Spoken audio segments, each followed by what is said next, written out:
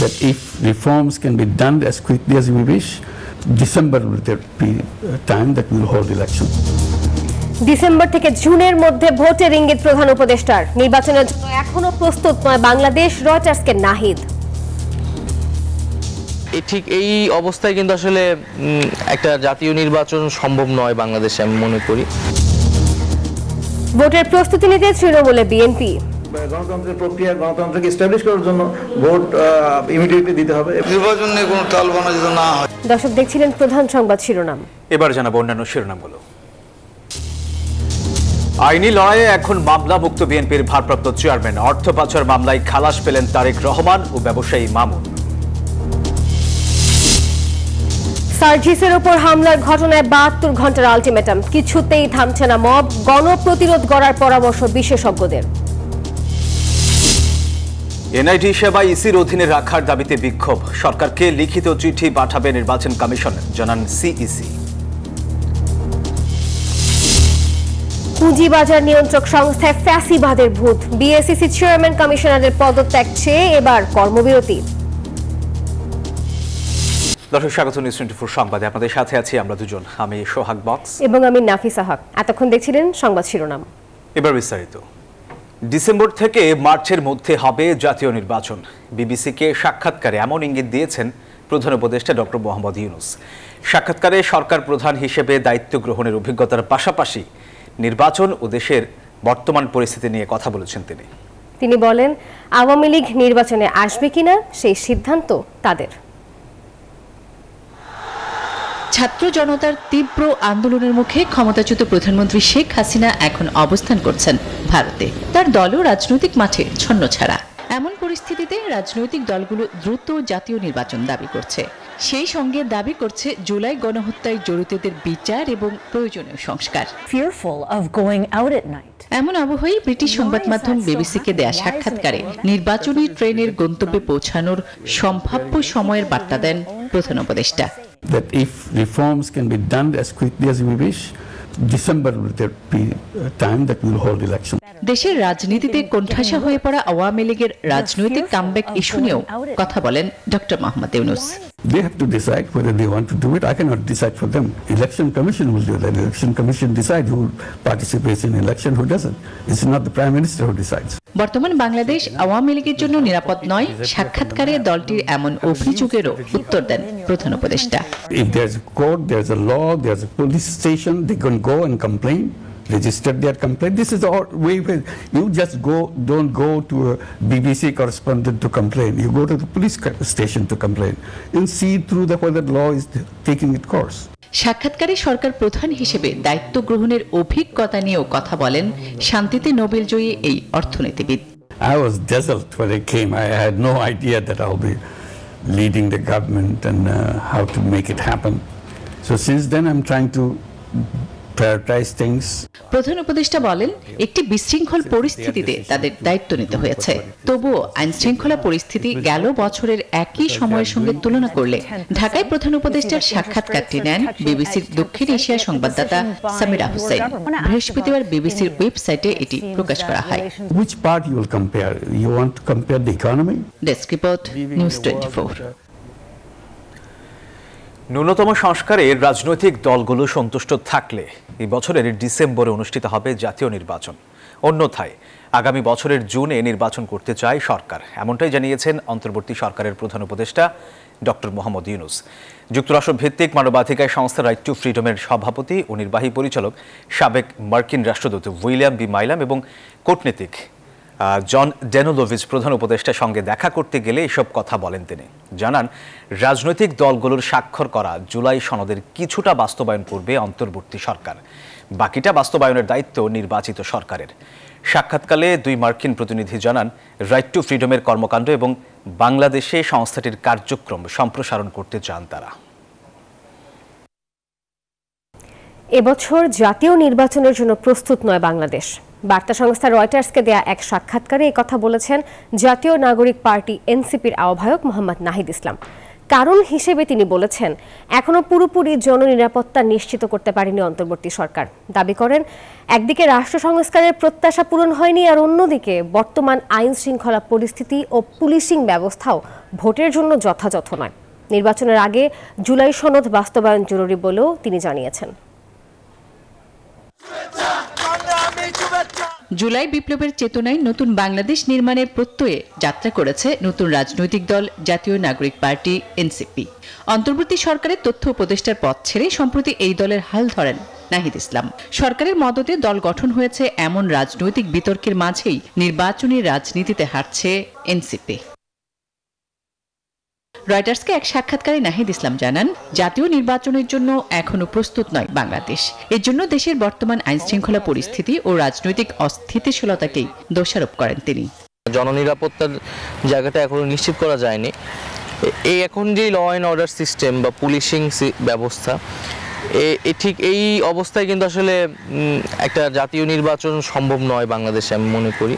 NCP প্রধান জানান, নির্বাচন অনুষ্ঠিত হওয়ার আগে জুলাই বিপ্লবের ঘোষণাপত্র, যা অন্তর্বর্তীকালীন সরকার রাজনৈতিক দল এবং ছাত্রকর্মীদের সাথে পরামর্শ করে প্রস্তুত করার পরিকল্পনা করছে। এর উপরে ঐক্যমত্য অর্জন করা অত্যন্ত গুরুত্বপূর্ণ। বরং একটা ন্যাশনাল ইন্টারেস্টের জায়গা থেকে এই মুহূর্তে বাংলাদেশে আরেকটি রাজনৈতিক দল গড়ে তুললে এটা এই প্রজন্মের আকাঙ্ক্ষাকে ধারণ করতে পারবে এবং আমাদের যে গণতান্ত্রিক উত্তরণের কথা আমরা বলতেছি সেই ক্ষেত্রে সহায়ক হবে। এনসিপি প্রধান জানান, বাংলাদেশের অনেক ধনী ব্যক্তি তার দলের অর্থায়নে সহায়তা করছেন। শিগগিরই তারা একটি নতুন অফিসের জন্য এবং নির্বাচনের জন্য তহবিল তৈরির চেষ্টা করবেন। আমরা আমাদের জাতীয় অর্থনীতির পুনর্গঠনের কথা বলেছি, আমরা কোন ধরনের অর্থনীতি চাই। বৃহস্পতিবার ঢাকার সরকারি বাসভবনে রয়টার্সকে প্রথম সাক্ষাৎকার দেন 26 বছর বয়সী নাহিদ। আসমাতুলি, নিউজ 24। ডিসেম্বরে নির্বাচন ধরেই প্রস্তুতি নিচ্ছে বিএনপি। এরই মধ্যে প্রয়োজনীয় দিক নির্দেশনা দেওয়া হয়েছে তৃণমূলকে। তবে দলটির নেতারা বলছেন, নির্বাচনমুখী দল হিসেবে সরকারের সঙ্গে আলোচনা চালিয়ে যাওয়ার পাশাপাশি থাকছে মাঠের প্রস্তুতিও। মার্চের মধ্যে অন্তর্বর্তী সরকার রোডম্যাপ ঘোষণা না করলে ঈদের পর আন্দোলনের প্রস্তুতিও চলছে জোরে সোরেই। মারুফা রহমানের প্রতিবেদন। ফেব্রুয়ারি মাস জুড়েই নির্বাচনের রোডম্যাপ ঘোষণা সহ নানা দাবিতে দেশের সকল জেলায় সমাবেশ করে বিএনপি। সরকার যেন কোনোভাবেই কোনো অজুহাতে দীর্ঘমেয়াদে ক্ষমতা ধরে রাখতে না পারে এবং নির্বাচন বিলম্বিত করতে না পারে, সেজন্য সরকারকে চাপে রাখারও কৌশল নিচ্ছে বিএনপি। তারা বলছে, নির্বাচনমুখী দল হিসেবে সরকারের সঙ্গে আলোচনার পাশাপাশি আন্দোলনের প্রস্তুতিও চালিয়ে যাবে বিএনপি। বিচারের প্রক্রিয়া বিচার চলুক, গণতন্ত্রের প্রক্রিয়া গণতন্ত্রকে এস্টাবলিশ করার জন্য ভোট ইমিডিয়েটলি দিতে হবে। নির্বাচন নিয়ে কোনো টালবানা যদি না হয়, তো কেউ যদি এই নির্বাচন পিছনের কথা বলে নানান অজুহাতে, তারাই বরঞ্চ হচ্ছে মূল জায়গা থেকে হেঁটে যাচ্ছে বলে আমাদের কাছে পরিষ্কার দৃশ্যমান আর কি। এদিকে চলতি মাসেই রাজনৈতিক দলের সঙ্গে দ্বিতীয় দফা বৈঠকে বসছে ঐক্যমত কমিশন। এখানেও দ্রুত নির্বাচনের পক্ষে যুক্তি ও বক্তব্য তুলে ধরা হবে বলেও জানান বিএনপির নীতি নির্ধারকরা। নির্বাচন যে ডিসেম্বরেই হবে তো প্রধান উপদেষ্টা বলেননি, আর নির্বাচন কমিশনও বলেনি, এমনি ধারণা দেওয়া হয়েছে। মানে নির্বাচনটা তারা প্রাণপণ চেষ্টা করতেছে নির্বাচনটা যত পিছিয়ে দেওয়া যায়, ফর নো রিজন। এটা যত পিছাবে ততই গণতন্ত্রের জন্য সংকট হবে। সুতরাং পারলে নির্বাচনের আগেই, ডিসেম্বরের আগেই নির্বাচন দিয়ে দেওয়া উচিত বলে মনে করি। এটা যদি ডিসেম্বরের মধ্যে যদি নির্বাচন না হয়, তখন তো অনেক দিন হয়ে যাবে অলরেডি। এই অন্তর্বর্তীকালীন সরকার তো তোমার অলরেডি 7 মাস থেকে গেছে, ইনডিফিনিট পিরিয়ড থাকতে পারে না। তখন আমরা আমাদের যারা নির্ধারণী যারা তাদের মিটিং করে আমরা সিদ্ধান্ত নেব কি স্ট্র্যাটেজি নেব। তবে ছাত্রদের নতুন দলের নেতারা বলছেন, শেখ হাসিনার বিচার, সেকেন্ড রিপাবলিক বাস্তবায়ন ও গণপরিষদের ভোটের আগে নির্বাচনের কোনো সিদ্ধান্ত তারা মেনে নেবে না। খুনি হাসিনা এবং তাদের বিচার না হওয়া পর্যন্ত বাংলাদেশের কোনো মানুষ, কোনো রাজনৈতিক দল যেন অন্য কোনো বিষয় নিয়ে বাংলাদেশে কথা না বলে। মারুফা রহমান, নিউজ 24, ঢাকা। বিএনপির ভারপ্রাপ্ত চেয়ারম্যান তারেক রহমান ও ব্যবসায়ী গিয়াসউদ্দিন আল মামুনকে অর্থ পাচারের মামলা থেকে বেকসুর খালাস দিয়েছেন আদালত। আর আপিল বিভাগ বৃহস্পতিবার সকালে এ রায় দিয়েছেন সর্বোচ্চ আদালত। পরে মামলার আইনজীবী জানিয়েছেন, ক্রেডিট কার্ডে খরচ করা অর্থকে মানি লন্ডারিং বলে চালিয়ে দিয়ে তারেক রহমানকে ফাঁসিয়ে দেওয়া হয়েছিল। 17 বছর ধরে লন্ডনে অবস্থানরত বিএনপির ভারপ্রাপ্ত চেয়ারম্যান তারেক রহমানকে রাজনৈতিকভাবে হয়রানি করতেই বহু মামলায় ফাঁসিয়েছিল বিগত সরকার। দেশের পট পরিবর্তনের পর তার বিরুদ্ধে দায়ের 83টি মামলার অনেকগুলোই খারিজ হয়েছে, খালাসও পেয়েছেন অনেক মামলায়। বিদেশে অর্থ পাচারের অভিযোগে 2009 সালে তারেক রহমান ও ব্যবসায়ী গিয়াসউদ্দিন আল মামুনের বিরুদ্ধে মামলা করে দুর্নীতি দমন কমিশন। 2013 সালে তারেক রহমানকে খালাস ও গিয়াসউদ্দিন আল মামুনকে 7 বছরের সাজা দেন বিচারিক আদালত। অভিযোগ আছে তারেককে খালাস দেয়া ওই বিচারককে পরে দেশ ছাড়তে বাধ্য করেছিল হাসিনা সরকার। বিচারিক আদালতের রায় বাতিল করে 2016 সালে তারেক রহমানকে 7 বছরের সাজা ও 20 কোটি টাকার অর্থদণ্ড দেন হাইকোর্ট। ব্যবসায়ী গিয়াসউদ্দিনকেও একই মেয়াদে সাজা দেয়া হয়, তার অর্থদণ্ড কমিয়ে করা হয় 20 কোটি টাকা। এরপর আপিল বিভাগের দ্বারস্থ হন ব্যবসায়ী গিয়াসউদ্দিন আল মামুন। তবে তারেক রহমান বিদেশে থাকায় আপিল করতে পারেননি।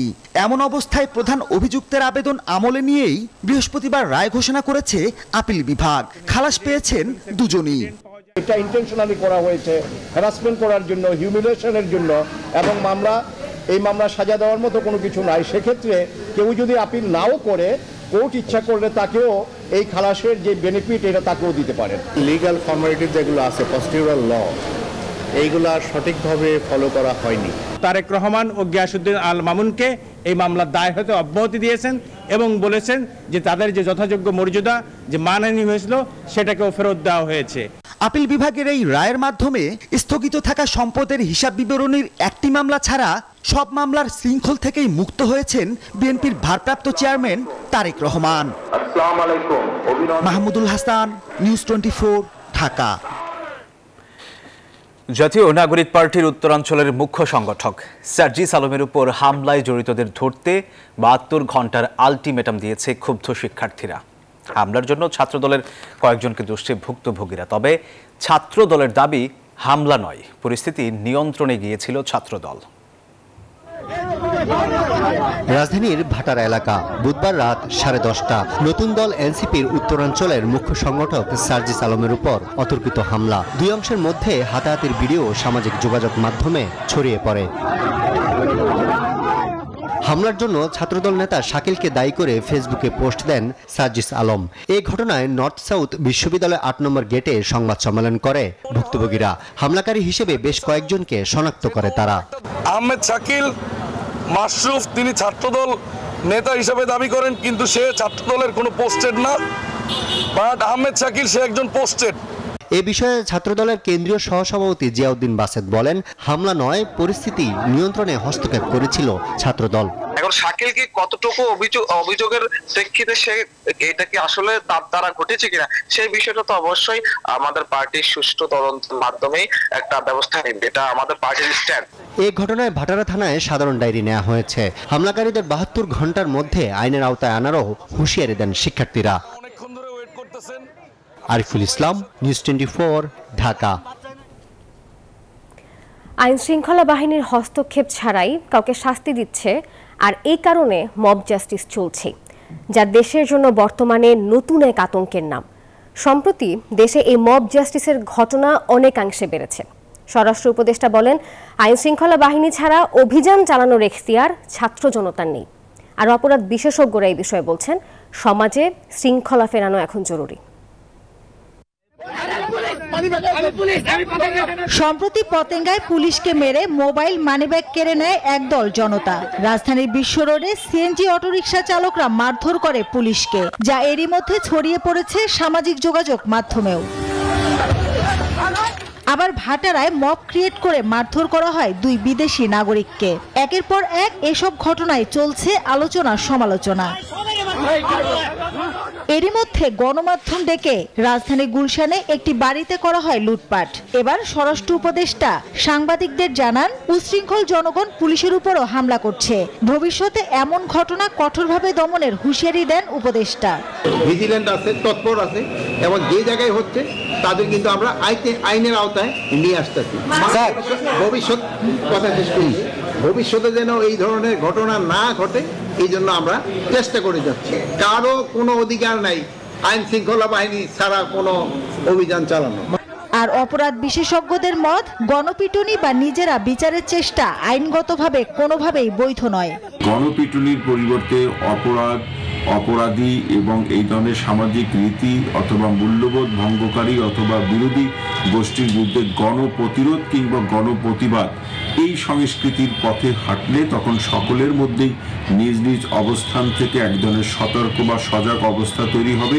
আর এই সতর্ক এবং সজাগ অবস্থায় আইন ভঙ্গ করার পরিবর্তে নাগরিকদের দায়িত্বশীল করবে। এমন বাস্তবতায় অপরাধ ও অপরাধীদের বিরুদ্ধে গণপ্রতিরোধ ও প্রতিবাদ জরুরি বলে মনে করেন অপরাধ বিশ্লেষকরা। মাসুদা লাবনী, নিউজ 24, ঢাকা। 24-এর অভ্যুত্থান গেল 5-6 মাসের নানা অনৈক্যের কারণে কিছুটা ফিকে হয়ে গেছে, এমন মন্তব্য করেছেন জামায়াতের নায়েবে আমির ডক্টর সৈয়দ আব্দুল্লাহ মোহাম্মদ। বৃহস্পতিবার লেডিস ক্লাবে ঢাকা মহানগর দক্ষিণ জামায়াত কর্তৃক ইফতার মাহফিলে এসব কথা বলেন তিনি। আরও জানান, অসৎ নেতৃত্বের কারণে দেশ অনেকটাই পিছিয়ে গেছে। ক্ষমতায় গেলে জামাত কল্যাণমূলক এবং সমতা ভিত্তিক রাষ্ট্র প্রতিষ্ঠা করবে বলে জানিয়েছেন তিনি। আগামী দিনে একটি কল্যাণমূলক রাষ্ট্র প্রতিষ্ঠায় গণমাধ্যমকে বলিষ্ঠ ভূমিকা রাখার আহ্বান জানান ডক্টর তাহির। বিশাল, অসাধারণ, অতুলনীয় একটি ঐক্যের মাধ্যমে আমরা দ্বিতীয় স্বাধীনতা পেয়েছি বলে বলছি, কিন্তু 5 এবং 6 মাসের ব্যবধানে মনে হয় সেই অর্জনও কিছুটা ফিকে হয়ে যাচ্ছে। জামাত ইসলামী বাংলাদেশে একটি ওয়েলফেয়ার স্টেট করতে চায়, কল্যাণ ধর্মী একটি রাষ্ট্র করতে চায় এবং একটা হারমোনিয়াস সোসাইটি গড়ে তুলতে চায়। এনআইডি সেবার বিষয়ে এখনও চূড়ান্ত সিদ্ধান্ত নেওয়া হয়নি। এই সেবা নির্বাচন কমিশনের অধীনেই যেন রাখা হয় সে বিষয়ে সরকারের কাছে লিখিত চিঠি পাঠাবে বলে জানিয়েছেন প্রধান নির্বাচন কমিশনার এএমএম নাসির উদ্দিন। তিনি বলেন, সরকারের পক্ষ থেকে এমন কোনো সিদ্ধান্ত নেওয়া হবে না যা সামনের জাতীয় নির্বাচনে ব্যাঘাত সৃষ্টি করতে পারে। সিইসির বক্তব্যের আগে নির্বাচন কমিশন সচিবালয়ে এনআইডি উইংসের কর্মকর্তারা অবস্থান কর্মসূচি পালন করেছেন।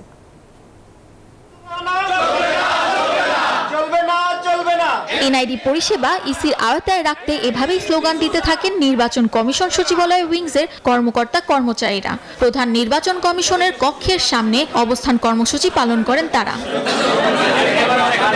এ সময় নির্বাচন কমিশন ভবনের অবস্থানরতরা বিভিন্ন বিষয়ে অভিযোগ জানান।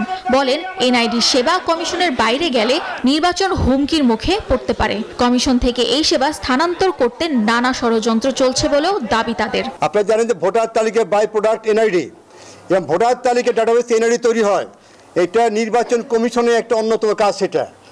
আর এটার সাথে ইলেকশন জড়িত, নির্বাচন জড়িত। আর এনআইডি যদি এখন নিয়ে যাওয়া হয় নির্বাচনের হুমকির সম্মুখীন হবে।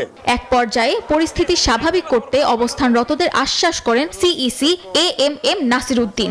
বলেন, এনআইডি সেবা কমিশনের বাইরে যাওয়ার বিষয়ে চূড়ান্ত সিদ্ধান্ত এখনো হয়নি। জানান, বুধবারের মধ্যে এ বিষয়ে দৃশ্যমান পদক্ষেপ আশা করেন কমিশন। এই ব্যাপারে কোনো চূড়ান্ত সিদ্ধান্ত কিন্তু এখনো হয় নাই, এটা এখনো আলাপ আলোচনার পর্যায়ে আছে। আমি যতটুকু শুনেছিলাম যে সরকারের চিন্তা ছিল যে বিভিন্ন সেবাগুলা একটা প্ল্যাটফর্ম থেকে যাতে দেওয়া যায় এবং সেই প্ল্যাটফর্মটা ইসির অধীনে থাকবে এমন একটা চিন্তা আছে বলে আমি শুনেছি। এবং এটা কিভাবে করা যেতে পারে এই নিয়ে আলাপ আলোচনা বা বিভিন্ন সভা হচ্ছে এরকম শুনেছি আমি। সিইসির বক্তব্যের পর দ্রুত সময়ের মধ্যে এর সমাধান চেয়ে পরবর্তী কর্মসূচি ঘোষণা করেন কর্মচারীরা। জানান, 12 মার্চের মধ্যে এর সুনির্দিষ্ট সমাধান না হলে আগামী 13 মার্চ থেকে দেশব্যাপী মানববন্ধন কর্মসূচি পালন করবে সংগঠনটি। এ সময় দ্রুত পদক্ষেপ না নিলে কঠোর আন্দোলনের হুঁশিয়ারি দেন তারা। সামিয়া মাহতাব রোজা, নিউজ 24, ঢাকা। দেশের পুঁজিবাজার নিয়ন্ত্রক সংস্থার চেয়ারম্যান সহ কমিশনারদের পদত্যাগ দাবিতে কর্মবিরতি পালন করছে প্রতিষ্ঠানটির সব পর্যায়ের কর্মীরা। অভিযোগ, পতিত ফ্যাসিস্টদের এজেন্ডা বাস্তবায়ন করছে বর্তমান কমিশন। আর এছাড়া স্বজনপ্রীতি, অনিয়মের মাধ্যমে ভাতা গ্রহণ সহ নানা অনিয়মে জড়িয়েছে বিএসইসির বর্তমান নেতৃত্ব। তবে কর্মকর্তাদের সব অভিযোগ নাকচ করেছেন বিএসইসির চেয়ারম্যান। গেল আগস্টে ক্ষমতার পট পরিবর্তনের পর চাঙ্গা ভাব দেখা দেয় পুঁজিবাজারে। তবে সেই উত্থান টেকেনি বেশি দিন, বরং নিয়ন্ত্রক সংস্থার বিভিন্ন সিদ্ধান্তে বারবার অস্থিরতা পুঁজিবাজারে। টানা দরপতনে দফায় দফায় রাস্তায় নামে বিনিয়োগকারীরা। এবার বিএসইসির বর্তমান নেতৃত্বে অনাস্থা সংস্থাটির কর্মকর্তা কর্মচারীদেরও। বৃহস্পতিবার সকাল থেকেই চলে কর্মবিরতি।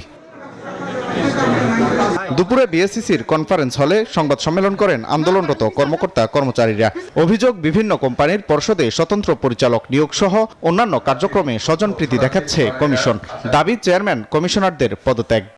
ঢাকা স্টক এক্সচেঞ্জের পরিচালনা পর্ষদের আইন অনুযায়ী ফিট অ্যান্ড প্রপার টেস্ট না করে সংশ্লিষ্ট বিভাগ হতে নিয়ম অনুযায়ী যথাপদ্ধতি ব্যতিরেকি শর্ত পরিবর্তন না করে উদ্দেশ্য প্রণোদিতভাবে নিজেদের পছন্দের লোককে স্বাধীন পরিচালক হিসেবে নিয়োগ দেওয়া হয়েছে।